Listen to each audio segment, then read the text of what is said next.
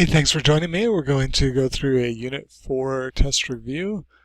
We'll get started right away. So in this problem, we are going to write in radical form. And what that means, what does radical form means? Well, it means that our answer is going to have this radical sign in it. And that's not the square root sign, it's a radical sign. It's square root if there's no number there in the little crook there. But the actual symbol itself is the square root, is the radical symbol. And if we could put a different number here, we'd get a different root. Okay, so, and that's what's going to happen. And we also have this formula here, and this is one that should be in your notes. It shows the relationship between the root form, or the radical form, the radical symbol there, and a root of any type, and the exponent form, the fraction, the rational exponent form. Rational means a fraction. So we have an exponent, x to the power of a fraction. The denominator of the fraction corresponds to the root in this form. So the root is the denominator.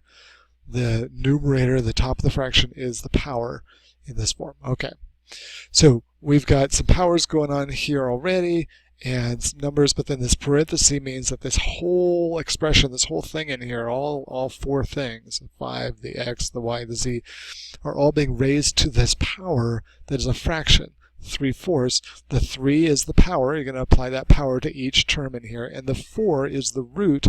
And instead of applying the root to each thing one at a time, I'm just going to write the whole expression as one big root, and it's going to be the 4th root. So there it is. So then we've applied the 4th root, or we're going to put everything inside that 4th root symbol, and so now we're just going to apply the 3rd power to each of these terms. 5 to the 3rd power, 5 to the 3rd power, 5 times 5 times 5 is 125. And then x squared to the 3rd power, that's x squared times x squared times x squared. That's x to the 6th power. And you should probably have in your notes this formula here, x to the a power.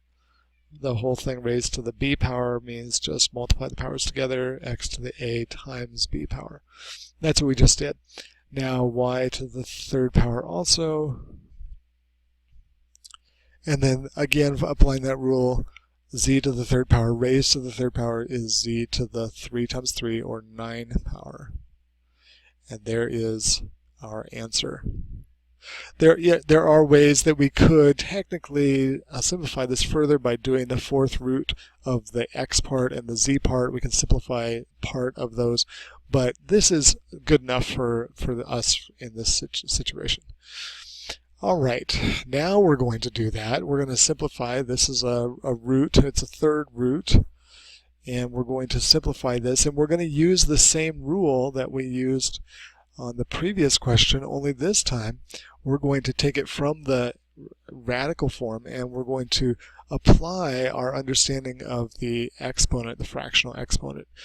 So in order to do this, we want to take the problem apart and just think about each piece one at a time. So the 3rd root of 27, we're going to think about that, what that means, and then the 3rd root of x to the 6th power, and then the 3rd root of y to the 15th power. So we'll think about those each separately. You wouldn't necessarily need to write them out separate like I did here, but I wanted to show you what we're doing. Okay, first thing I need to recognize is that 27 has some factors that can be written as powers. So 27 is 3 times 9, and 9 is 3 times 3. So the prime factorization of 27 is 3 times 3 times 3, or 3 to the 3rd power. So the cube root of 3 to the 3rd power, using that rule, we can take the 3, which is our base, and raise it to the power of the exponent 3 divided by the root, which is 3. That's far too many 3's. I'm sorry, that's a bad example. And 3 divided by 3 is 1, so that means 3 to the 1st power, which is just 3. Okay, now that's a long way to go to get that part of the answer. The rest of them are not going to be that hard at all. The third root of x to the sixth power, we're going to take and put it in fractional form. The 6 over the root number, which is 3, 6/3, which is 6 divided by 3 is 2, and there we have that. And then the same thing with the y to the 15th power divided by the root number, which is 3, and 15 divided by 3 is 5, so y to the 5th power. And then we'll take each of our answers here, and we'll just kind of mush them back together. This is all being multiplied. So it's 3 times x squared times y to the 5th power. So even though we thought about each one separately, we have to recognize it's one whole big group of things being multiplied together, and that's our final answer. Okay, let's talk about simplifying just the number parts of roots. In this case, it's going to be square roots. And one thing you need to have in your notes to do this effectively is this list of numbers: 1, 4, 9, 16, 25, 36, 49. Now, where are these numbers coming from? 64, 81, 100. I hope you recognize that these are called perfect squares. And the perfect squares are called perfect squares because when you do the square root of these numbers, you get a whole number.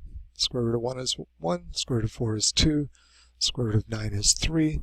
And then you can start to see, as we go through this pattern, how I managed to memorize these numbers or have them all easy to write down.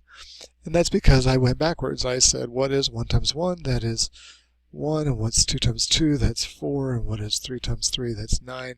And that's how I was able to write these numbers really rapidly.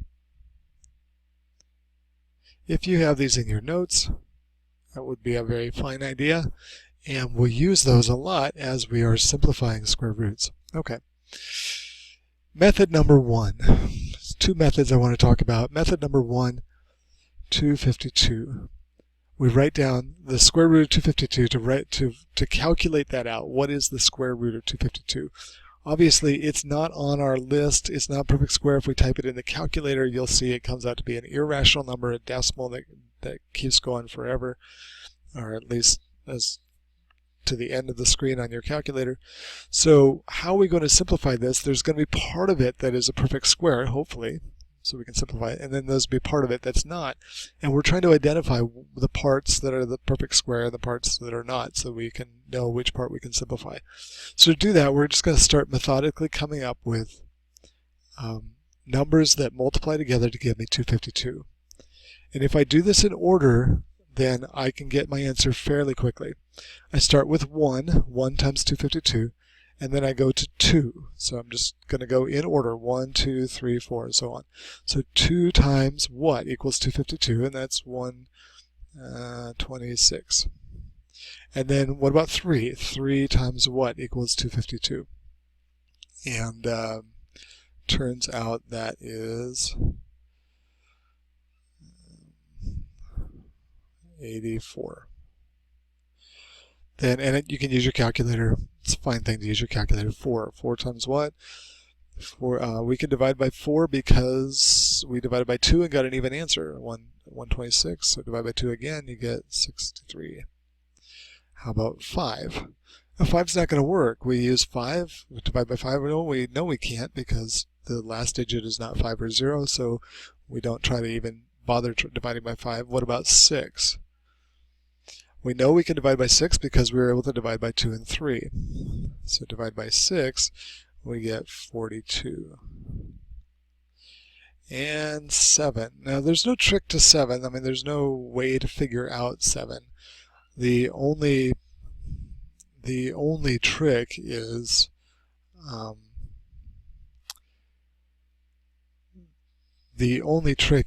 just to use your calculator. So I'm going to use my calculator, and I get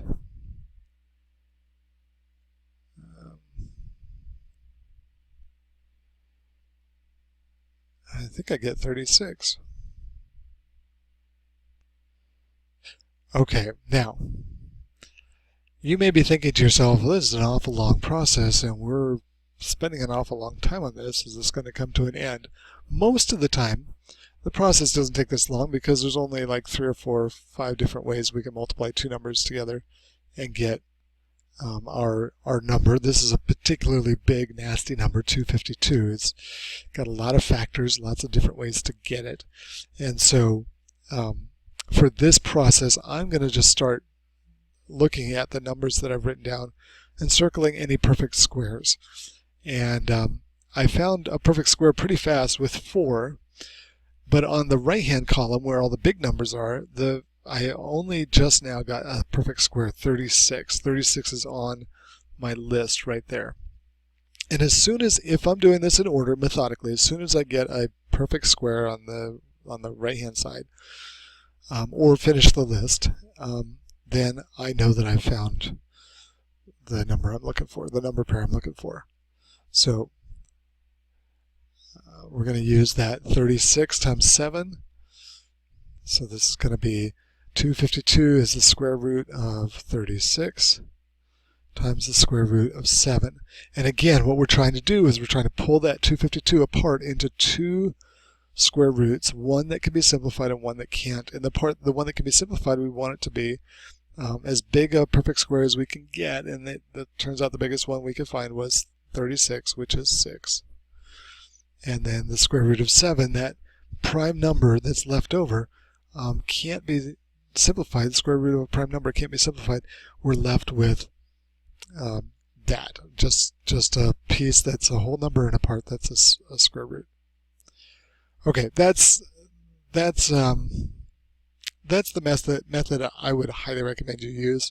There are other ways you can come up with these answers. We're just going to call that good. Okay, let's do it again. This question says simplify, and ostensibly it's a subtraction problem.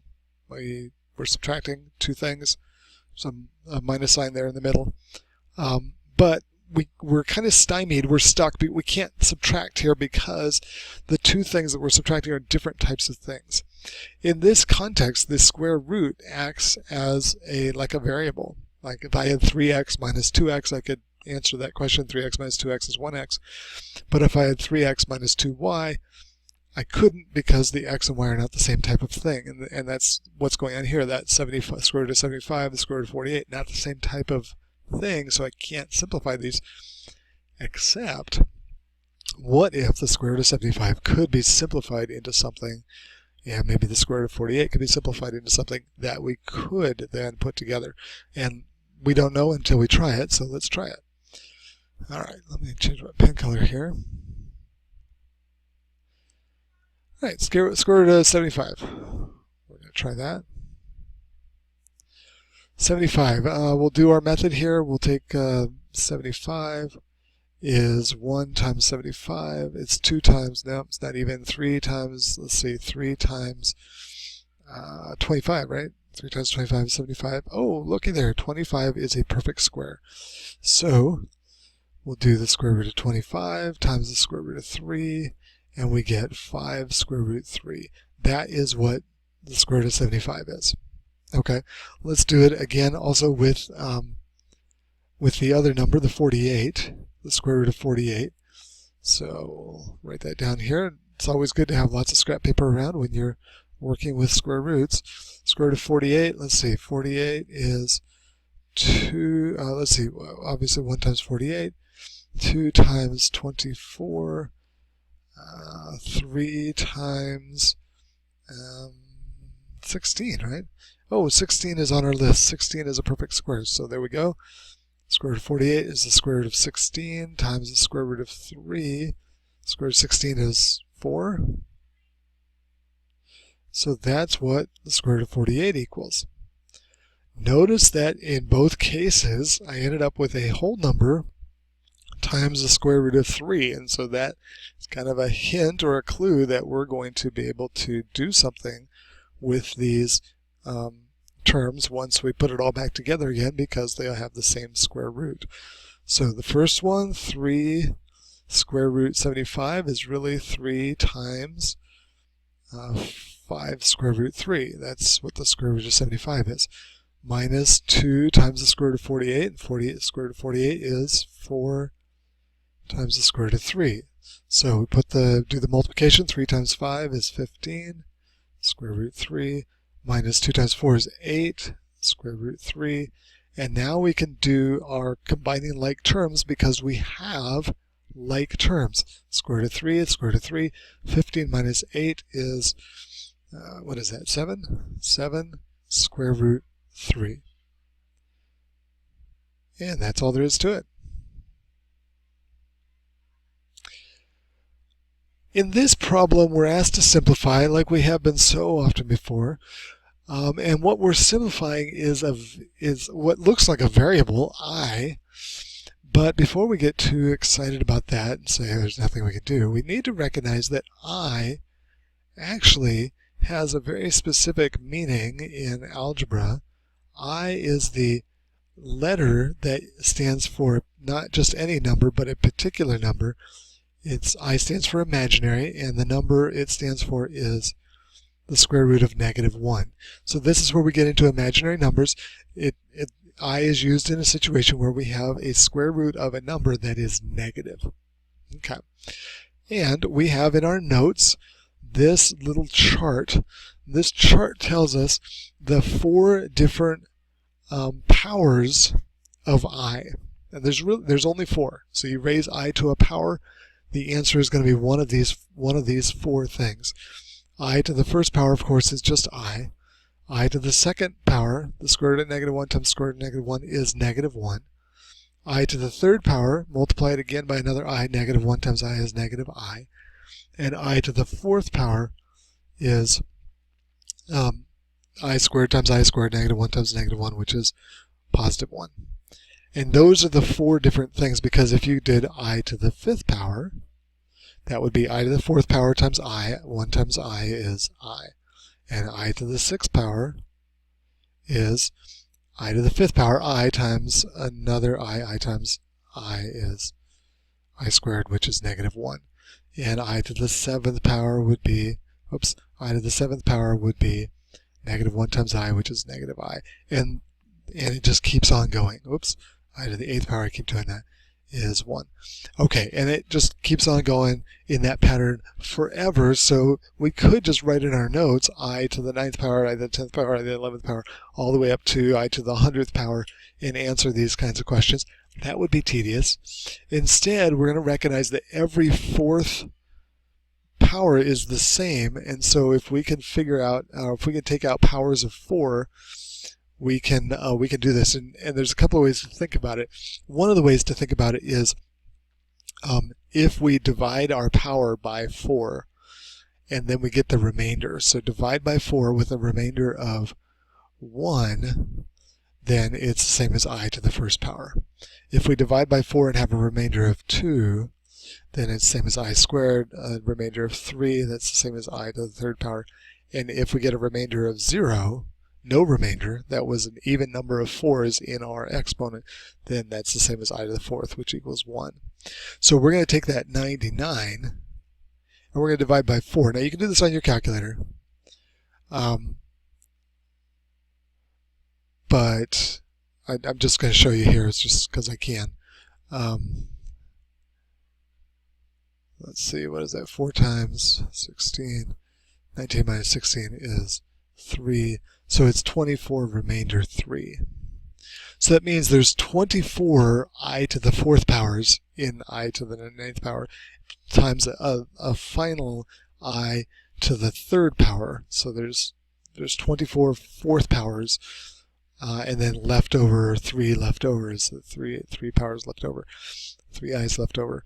And so this is a remainder 3. And so it's -1. So I to the 99th power equals negative, I said -1, I meant -I. Okay, now let's just imagine that you did this on your calculator, and you typed on your calculator and the answer came back 99 divided by 4 is 24.75. Now you could recognize that 0.75 is 3/4 or remainder 3. if you wanted to, or you could just say, well, 24 times 4 is 96, 96, so 99 minus 96 is 3 left over. So however you want to think about that, the decimal places would be, if there was 1 left over, would be 0.25, 2 spaces would be 0.5, 3 is 0.75, and if it goes in evenly, then the decimal would be 0.0. So that, I don't know if that helps you out. You can do that. Any way you think about it, that is how you simplify I to a power. Okay. Now, let's apply that I to a situation where we have a negative square root of a negative number. So we have 5 times the square root of negative 32. We're going to simplify that. We've already done a bunch of work with simplifying numbers that aren't perfect squares. Let's do that work here. 32 is 2 times 16, right? Oh, look at that. I should have started with 1 times 32, 2 times 16. We can't do 3, it doesn't go in evenly. 4, we can keep on going, but 16 right there is 16 is a perfect square, so that was easy. So we're going to take this apart, and we're going to take it all the way apart, and we're not going to leave anything off. So the first thing I'm not going to leave off is that 5. So we already have a 5 there. 5 times the square root of negative 32. The second part that I'm going to pull apart is the square root of negative 1. If there's a negative underneath the square root, then I'm going to say one of my factors is the square root of negative 1, and it's really important that I do that. Then that 32 is the square root of 16 times the square root of 2. And again, we've done that process already, where we're taking out the perfect square part of the number, the 32, and then the rest that's not a perfect square. Now each of these may be simplifiable or may not be. 5 is already a whole number. We don't really need to do anything with that. The square root of negative 1 is I. That's what the I is for, to deal with that situation. The square root of 16 is 4. And then the square root of 2 is that leftover factor of 32 that's not part of a perfect square. So there's the 4 parts. We pulled them apart, simplified them. Now we'll put them back together. We're going to multiply the whole numbers together. 5 times 4 is 20. And then the I, it kind of acts like a variable here, even though we know it's not a variable. It stands for square root of negative 1. And then the square root that gets left over. And that's how we do those. You should be very comfortable with simplifying square roots at this point. And if not, go back and do some practice problems. It really is worth your while to get really confident with this. All right, we'll do it again. Same situation. This time, outside the square root, we have an I already. Inside the square root, we have that negative, so we know that there's going to be another I involved here. We'll see what happens. So let's pull this apart. Negative 4 times I times, we know that there's a negative in there, so negative 1, square root of negative 1. And then the factors of 75, and I can't remember if we've already done this one. That's 1 times 75, 2 times, nope, that doesn't work, 3 times 25, there we go, perfect square. We can stop there, we can keep on going. 5 times, 4 times nothing, 4 doesn't work, 5 times 15. And then nothing else will work. So those are the only choices, but the one with the perfect square is the 25 times 3, so that's the square root of 25 times the square root of 3. Okay, so we pulled it all apart. Now we'll simplify the bits we can. The negative 4 and the I were already as simple as they could be. The square root of negative 1 is I, once again. The square root of 25 is 5. And the square root of 3 can't be simplified. And now we'll put it all back together. Only this time we have not only the negative 4 times 5, which is negative 20. Right? The negative 4 times 5 is negative 20. But we also have this time 2 i's. We have an I and another I, which we need to think about. What's I times I? I times I is I squared. We go back to our list from the 2 slides ago, I squared is negative 1. So that's I times I is I squared, which is negative 1. And then we have the square root of 3, which was kind of stuck out there. So we need to just be very careful. We keep being very careful with all our negative signs, because those i's tend to, throw those i's around, they tend to pop in another negative without warning. So negative 4 times 5 is negative 20, I times I is negative 1, negative 20 times negative 1 is positive 20. And someone said to me today, when I did this problem in class, it said it was negative, but when I did it on a quiz, it said it was positive. And which is it? And the answer is, it just depends on how many negatives there are. So if there was a negative 4, that means it's negative. The 5 times 5 is still negative, but then the I times I gives you another negative 1. So you just have to keep track of where all those negatives are. And 2 negatives always cancel each other out, but if there's a third negative, that's going to make it negative again.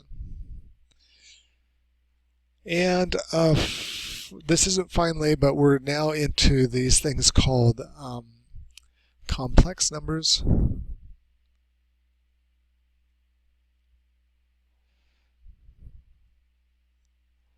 And complex numbers have 2 parts. Okay, not like terms, right? We've got the real number part, the 5, and then the complex or the imaginary part, the 3. We know it's imaginary because it has an I next to it. And so we can't combine those together. 5 minus 3i is just 5 minus 3i. There's nothing we do about that. But we find out that if we multiply 2 complex numbers together, some interesting things happen. And to do that, we have to remember that FOIL method. So remember, if you have A plus B times C plus D, you would do the first terms together, right? First, A times C, and then outer terms, outer A times D, and then the inner terms, I, B times C, and then the last terms, L, B times D, and you take all those multiplications, those little mini multiplications that you did, and add them all together and get you a new expression, a new polynomial typically. Well, we'll see what happens when we multiply 2 binomial, they're kind of binomial looking, but they're really complex numbers. What happens there? So first, outer, inner, last, we do 5 times 6, which is 30. 5 times 5i. Now, 5 times 5 is 25. And then I, we'll put a plus sign. Negative 3 times 6. Negative 3 times 6 is, I put a plus sign when I shouldn't have. Negative 3 times 6 is negative 18, and then the I, negative 18i. And then the last one, this is always the tricky one. This is negative 3i times positive 5i. So initially it looks like we've got a negative answer. Negative times a positive is negative. We'll put minus. 3 times 5 is 15. And then the I times I would be I squared. But of course we know that I squared is negative 1. So it's negative 15 times negative 1, which is positive 15. So the I squared becomes a negative 1 factor, just changes the sign back from what it was, negative, to positive. Okay, those are tricky. Make sure you do a few of those because this stage in our lives, we may not be that comfortable with positive and negative numbers to begin with, and then when you throw in those i's, they start just making negative numbers appear out of nowhere. Okay, so here's the interesting thing about multiplying complex numbers together. When you multiply them together, we end up with 2 sets of like terms. Normally when we FOIL, the middle 2 terms are like terms. Here we have the outer terms are like terms. 30 plus 15 is 45. And then 25i minus 18i is positive 17i. And so when you multiply two complex numbers together, you get a third complex number. You get a complex answer, and that's how it goes. All right, well, we are ready to be done, and this is the last one, and I thought I'd make it a doozy by giving you 3 problems. And in these problems, what we're doing is we are going to solve for a given variable in a formula. So I've got a formula here, and we're solving for a given variable, but I wanted to show you just real quickly how we do this. We want to solve for, in the first case, we want to solve for r. So we ask ourselves, well, what's being done to r? Well, it's being multiplied by 2/3. It's being multiplied by pi, and it's being raised to this power of 3. So to undo that, we're going to do the opposite. And what's the opposite of times 2/3? Well, the opposite of times 2/3 is divide by 2/3, or, so we could say divide by 2/3, or we could say multiply by the reciprocal of 2/3, which is 3/2. Okay, we can also undo the times pi by divide by pi. And we can do the opposite of raised to the power of 3 by doing the third root. Now, we need to do that in order. Order of operations says you do the power first, and then you do the multiplication second. So we're going to undo the power last, and we'll undo the multiplication first. So we do it in reverse order of operations. So we're going to multiply, we're going to take v, both sides we're going to multiply by 2/3, and then we're going to divide by pi, which means put it in the denominator, and then we're going to do the root, the third root, and that's what r equals. V multiplied by 3. I did that backwards, didn't I? I better fix it. I think I said it wrong. I said divide by 2/3, and I multiplied by 2/3. So divide by 2/3 is the same as multiply by 3/2. So let's do that one correctly. Multiply by 3/2 means multiply by 3, divide by 2, divide by pi. We can say I'm dividing by pi and by 2, and then we do the third root.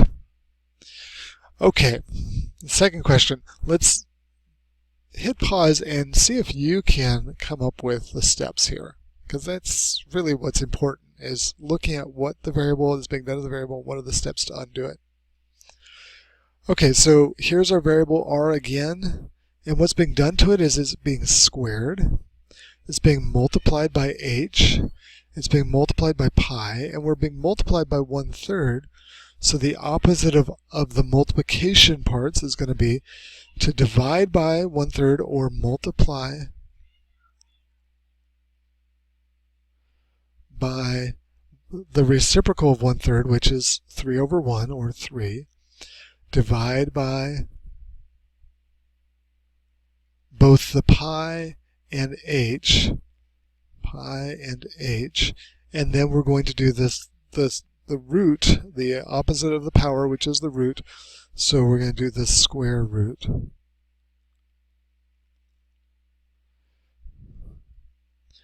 So, in order, multiply by, take both sides, multiply by 3, divide by pi and h, and then do the square root, and that's what r equals in this case, for this formula. Alright, last one. Seriously now, hit pause. You got to try this yourself one time. How do we get that h by itself? Well, the only thing being done by h is being multiplied by 1/2. So we'll multiply by the opposite, divide by 1/2, or multiply by the reciprocal, and being multiplied by b, so we'll do the opposite of that. So we're going to divide by 1/2 or multiply by the reciprocal of 1/2, which is 2, divide by the thing multiplied by h, which is b, and that's it. That's all that's being done. So we're going to take both sides and multiply by 2, divide by b, and that undoes all the stuff around the h, and so h equals 2a over b. All right, that's all there is to it. I think the whole point of this type of question was just seeing that the root, the cube root and the square root undo the cubed and the squared in this situation, and so that kind of helps you get used to working with those. All right, that's all I have for you. Thank you so much for watching, and be sure to do some practice problems, come by Math Help, get some help before you take that unit test. So it'd be a lot easier if you understand these really well before you take the test. Thanks for watching.